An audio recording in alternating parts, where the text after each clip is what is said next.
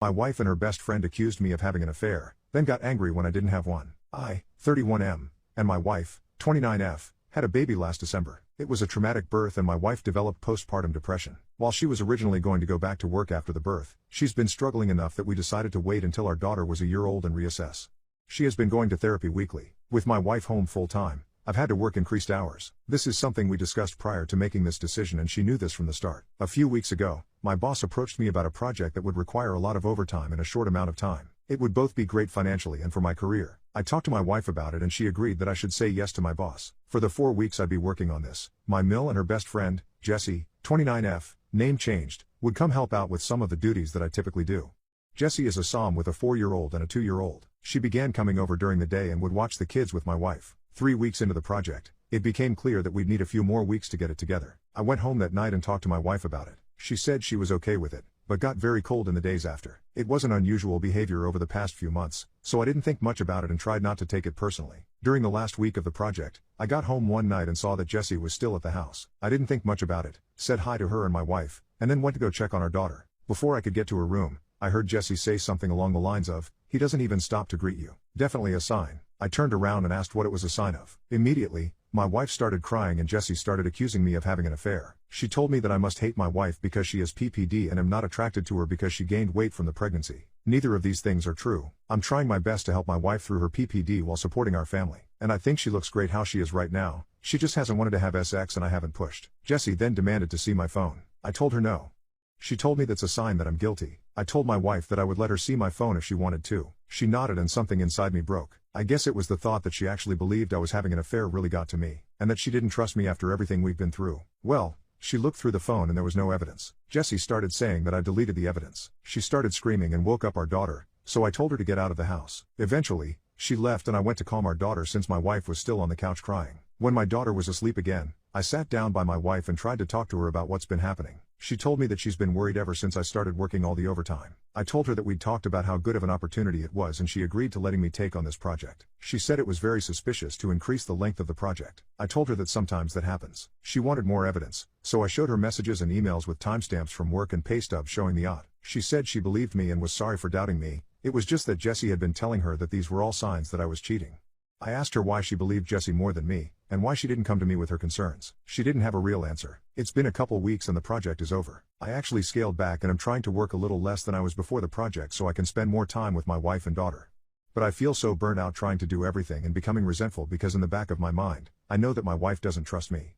I ask myself, what happens the next time I have a project? Or I have to run errands one day? Or if I have a business trip? Am I going to come back every time to accusations that I'm cheating? I've tried bringing it up a couple times but my wife tells me it's not the time and that she's tired or sad. I try to be mindful of her feelings but I wonder if that means that I can never have any of my own. Have you ever gotten with a maid cafe employee? Yeah, I had intercourse with a maid. I am an upper middle class family boy who studied engineering in reputed college. After finishing degree, I worked for 1 year and after that I planned to join coaching classes for government jobs. I got in a coaching class and got a separate house for me there. I always value my privacy. Chose that house since it was lonely with only few neighbors. Here comes the heroine. As I was there to study, I heard there were mess around us but none of them are good. Meanwhile I was searching my mom found a neighbor of age looked like late 20s. Mom told me she will be your maid clean the room and daily morning and evening and gives me food. As mom liked her for some reason, I couldn't argue anymore. She was hot, but I couldn't accept. Since it feels like I was overreacting for having a maid for me while I came for exam preparation. I selected that institute since I can meet my girlfriend who was also near that institute. She used to come and go, weekly once at least. We do have foreplay and all. My parents visit me monthly once. My maid was also helping me without disturbing. I always look at her body, waist, wet breast, big butt, damn pretty legs. It was just a single room building. If she comes she will be in front of me only. One day, me and my girlfriend got so intimate and removed her dress partially. While enjoying my GF, she entered the room and saw us like that. She looked at us and went away quickly. She didn't see my eyes and I didn't speak. Nothing happened, so everything back to normal. One day I got cold fever, it was all raining, and even phone signals were not working. My maid decided to stay with me all night. Current got cut. She lighted a candle. Imagine it how it will be. A wet body damsel in sorry standing in front of you with a candle. As I was covered with everything I got, my erection was not visible. She tried to apply balm on my chest while I was having my head in her lap. It was heavenly view for me. Big breast, shaking above me. As soon as Put started applying balm she also kind of feeling warm. I felt it from the body heat. It was thunder. I held her tightly. I released my hold quickly. She stood up, checked the doors and windows, simply came back to me and laid down next to me. She was smiling at me for 2 minutes. I closed my eyes and tried to sleep. Few seconds later I felt a hand on my hand. Opened my eyes and saw her hand is taking my hand to her hip. I felt a shock. She pressed her hips with my hand. That's it. We made beautiful passionate love. Kissed her madly. Removed her sari. Got naked. Played with her body parts like baby. She enjoyed with me like hell. We didn't even speak until I finished it. She just signaled with eyes to finish inside. That was my first penetrative intercourse. Morning she dressed up and gave a cute smile and dressed up in front of me. And due to heavy weather, 1 week was leave for us. 1 week was heavenly with my maid. I asked her details. She was widow who married a military man. She was 32. I couldn't believe it. She just lived there since it was her husband property now in her name. After that she also helped me in studies by staying away whenever I study. She even blackmailed me to study properly and teach me tricks with girl making out. Even my girlfriend told my foreplay made her increases her lust. I gave that pleasure to maid that night. She never spoke too much. We were like friends with benefits for next 1 year. I got cleared of my exams and got a job. I persuaded her to come to our home. My marriage proposal is going on with my girlfriend and also my intimacy drive with my maid. She told me to stop, but I couldn't control. I stopped it after marriage, but started it again since my girlfriend stops to have intercourse frequently. My wife and her best friend accused me of having an affair, then got angry when I didn't have one update. That night I approached my wife and told her that I was going to find a therapist. I didn't connect it to her accusations or anything. Just said that I was having a tough time and needed therapy. She shrugged and told me to do whatever. Next day, I got home from work and our room and my home office were ripped apart. Things everywhere. Important papers scattered. I don't see her but our daughter's in her room crying. My wife left her alone. Her cell phone's off. I call my in-laws and a few friends, but no one's seen her. I'm starting to get worried and I call my mom to see if she can babysit while I go out and look for her. Before my mom can get home, my wife gets back. Jesse's driving. Jessie doesn't come in. She hasn't been back in the house since I kicked her out because she was offended by my behavior, but my wife does.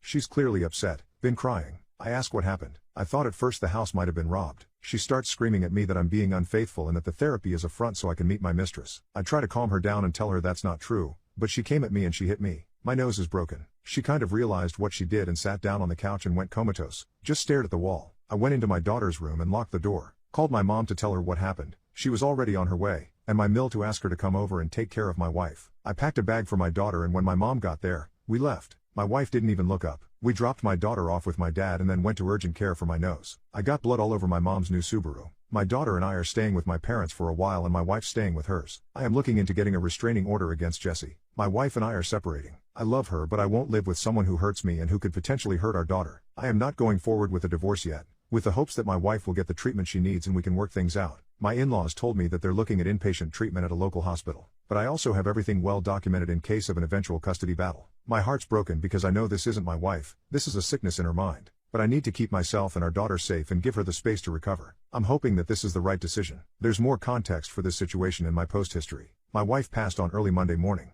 Convinced by her friend Jessie that I was having an affair that I did not have, she had a mental break, which resulted in my taking our infant daughter and staying with my parents for a while.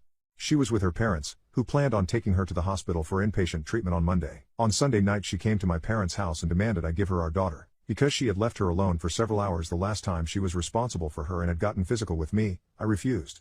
I offered to let her come in and spend time with her while my parents and I were present, but she didn't want to come in and wanted to take our daughter with her. She was upset but left eventually. A few hours later, she drove her parents' car into a tree and died. The friend, Jessie, came to see my daughter and me yesterday. After some tears, she told me that she was planning to speak at my wife's funeral. She had already cleared it with my in-laws but was letting me know as a courtesy. I told her she would not be speaking at the funeral. We fought and she left after telling me that I was an asshole and not the only person who loved my wife. I talked to my in-laws who were adamant that Jessie be allowed to speak. She and my wife knew each other since they were kids and my in-laws are close to her. We're all very fragile right now and I fear that pushing this further would hurt my relationship with my in-laws, which I don't want. Still, the thought of seeing Jessie up there at my wife's funeral makes me feel sick. I don't think I can stand to listen to her, knowing that she took joy in my wife's deteriorating mental health and picked up my wife, leaving my daughter home alone. That being said, I don't trust myself to make the best decisions right now. My mind's clouded by grief, guilt, and fear. My parents are split on what to do and I don't have the energy to reach out to my friends. So I'm coming here again to ask for your advice.